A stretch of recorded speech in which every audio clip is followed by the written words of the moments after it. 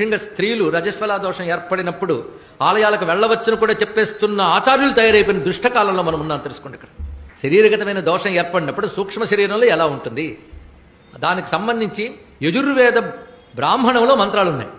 వేద ప్రమాణం అని ఒప్పుకుంటే అది ఒప్పుకోవాలి కదా. మీరు దేవుడిని ఒప్పుకుంటే దీన్నే ఒప్పుకోవాలి. దేవుడికి ఇవేవీ లేవండి, నువ్వేవుడికి చెప్పడానికి. దేవుడికి ఇవేవీ లేవో నీకు చెప్పాడా? సర్వవ్యాపకమైన పరమాత్మకి ఏవీ లేకపోవచ్చు, కానీ ఆలయంలో మనం పెట్టుకున్న శక్తికి నియమాలు ఉంటాయి. ఇది తెలుసుకోవాలి.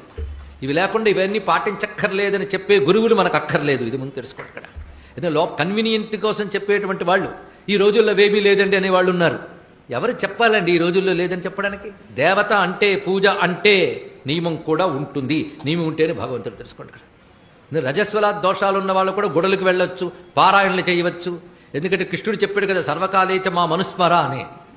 అనుస్మర అన్నాడు కానీ అర్చనం కురు అన్నాడా? ఎటు అన్విస్తున్నాం మనం ఇక్కడ? స్మరణ మనస్సుకి ఏమైనా లేదు, దేహానికి ఏర్పడుతుంది కనుక దాని నియమాలు దానికి ఉండవలసినదే. ఎవరైనా గుడికి వెళ్ళొచ్చు అని చెప్తే దాన్ని స్వీకరించవద్దు, అది శాస్త్ర విరుద్ధం. ఎందుకంటే ఆధ్యాత్మికంలో విప్లవాత్మక ధోరణులు చెల్లవు. ఎందుకంటే అవి శరీరాల్ని సమాజాలని చూసి చెప్పదు, జీవుణ్ణి చూసి చెప్తుంది. తెలుసుకోండి. జీవుడి సద్గతి కోసం సూక్ష్మ శరీర దర్శనంతో చెప్తుంది శాస్త్రం.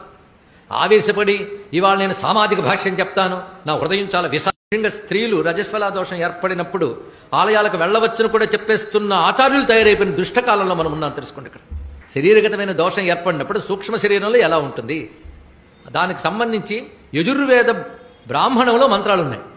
వేద ప్రమాణం అని ఒప్పుకుంటే అది ఒప్పుకోవాలి కదా. మీరు దేవుడిని ఒప్పుకుంటే దీన్నే ఒప్పుకోవాలి. దేవుడికి ఇవేవీ లేవండి, నువ్వేవుడికి చెప్పడానికి.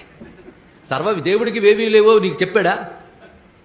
సర్వవ్యాపకమైన పరమాత్మకి ఏవీ లేకపోవచ్చు, కానీ ఆలయంలో మనం పెట్టుకున్న శక్తికి నియమాలు ఉంటాయి. ఇది తెలుసుకోవాలి. ఇవి లేకుండా ఇవన్నీ పాటించక్కర్లేదని చెప్పే గురువులు మనకు అక్కర్లేదు. ఇది ముందు తెలుసుకోండి. ఇక్కడ ఏదో కన్వీనియంట్ కోసం చెప్పేటువంటి వాళ్ళు ఈ రోజుల్లో వేమీ లేదండి అనే వాళ్ళు ఉన్నారు. ఎవరు చెప్పాలండి ఈ రోజుల్లో లేదని చెప్పడానికి? దేవత అంటే పూజ అంటే నియమం కూడా ఉంటుంది. నియమం ఉంటేనే భగవంతుడు. తెలుసుకోండి. ఇక్కడ రజస్వలా దోషాలు ఉన్న వాళ్ళు కూడా గుడులకు వెళ్ళొచ్చు, పారాయణలు చేయవచ్చు. ఎందుకంటే కృష్ణుడు చెప్పాడు కదా, సర్వకాలేచ మా మనుస్మర అని. అనుస్మర అన్నాడు కానీ అర్చనం కురు అన్నాడా? ఎటు అన్విస్తున్నాం మనం ఇక్కడ?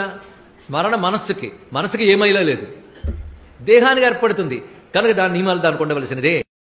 ఎవరైనా గుడికి వెళ్ళొచ్చు అని చెప్తే దాన్ని స్వీకరించవద్దు, అది శాస్త్ర విరుద్ధం. ఎందుకంటే ఆధ్యాత్మికంలో విప్లవాత్మక ధోరణులు చెల్లవు. ఎందుకంటే అవి శరీరాల్ని సమాజాలని చూసి చెప్పదు, జీవుణ్ణి చూసి చెప్తుంది. తెలుసుకోండి. జీవుడి సద్గతి కోసం సూక్ష్మ శరీర దర్శనంతో చెప్తుంది శాస్త్రం. ఆవేశపడి ఇవాళ నేను సామాజిక భాష్యం చెప్తాను, నా హృదయం చాలా